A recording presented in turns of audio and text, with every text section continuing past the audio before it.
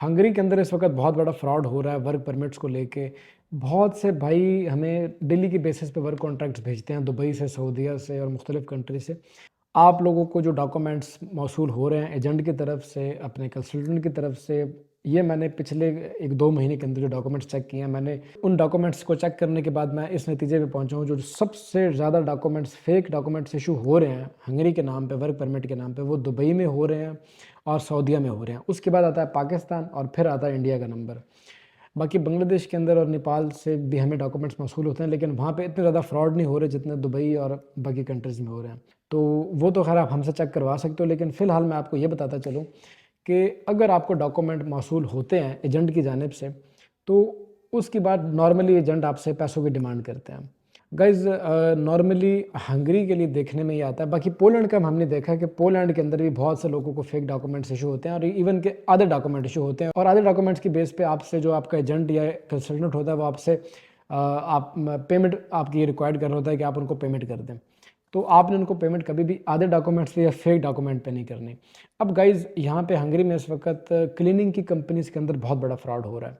बहुत सी ऐसी क्लीनिंग की कंपनीज़ हैं कि जो आपको क्लीनिंग का वर्क परमिट जारी करती हैं और वो फेक होता है और उसके ऊपर आपका वीज़ा नहीं लगता, और वो आपको डॉक्यूमेंट्स बेदरेक वो बांट रहे हैं लोगों के अंदर डॉक्यूमेंट्स। और मैं ये भी देख रहा हूँ कि कुछ ऐसे हजरात भी हैं कि जिन्होंने मतलब एक ही ग्रुप है, उन्होंने एक किसी कंपनी में या किसी एजेंट के थ्रू अप्लाई किया है वर्क वीज़ा हंगरी के लिए, और सेम डॉक्यूमेंट सबको दिए गए हैं, सेम वर्क परमिट सबको इशू किए गए हैं।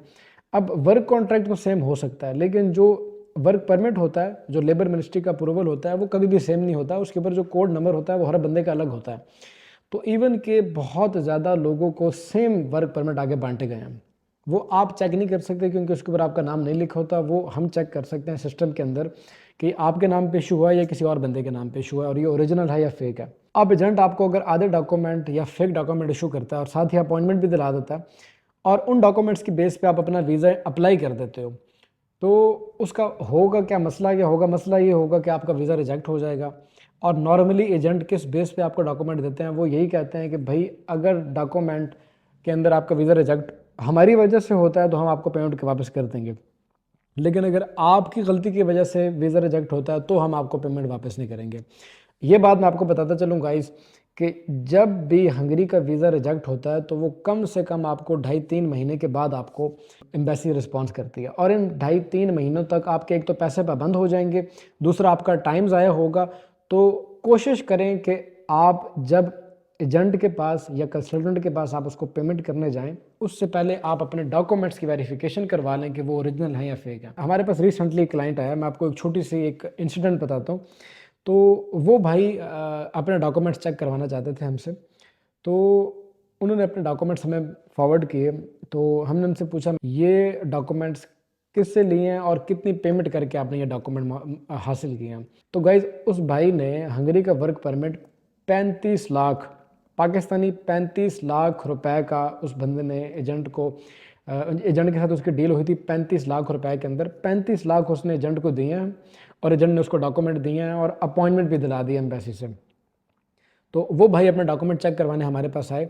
हमारी जो ऑफ कोर्स डॉक्यूमेंट चेक करने की हमारी थोड़ी सी मामूली सी फ़ीस होती है, तो मैंने उनको बताया कि आप ये फ़ीस अपनी पे कर दें, उसके बाद मैं आपको डॉक्यूमेंट चेक करके बता देता हूँ कि ओरिजिनल है या फेक है। उसने लिखा कि अच्छा अच्छा भैया आप पैसे लेते हो डॉक्यूमेंट चेक करने के।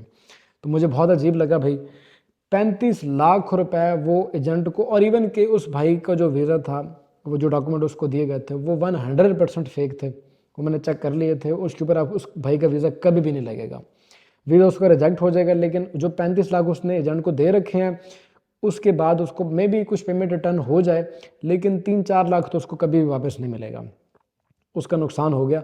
अच्छा, मुझे उस भाई की इस बात पे काफ़ी एक तजस्सुस हुआ कि 35 लाख रुपए उसने एजेंट को पाबंद कर दिए हैं और हमारी फ़ीस उस 35 लाख की 0.02% भी नहीं थी, इतनी फ़ीस भी नहीं थी हमारी, और वो हमारी थोड़ी सी मामूली सी फ़ीस दे के अपने डॉक्यूमेंट चेक करवाने के लिए वो एग्री नहीं हो के अच्छा आप पैसे लेते हो चेक करने के।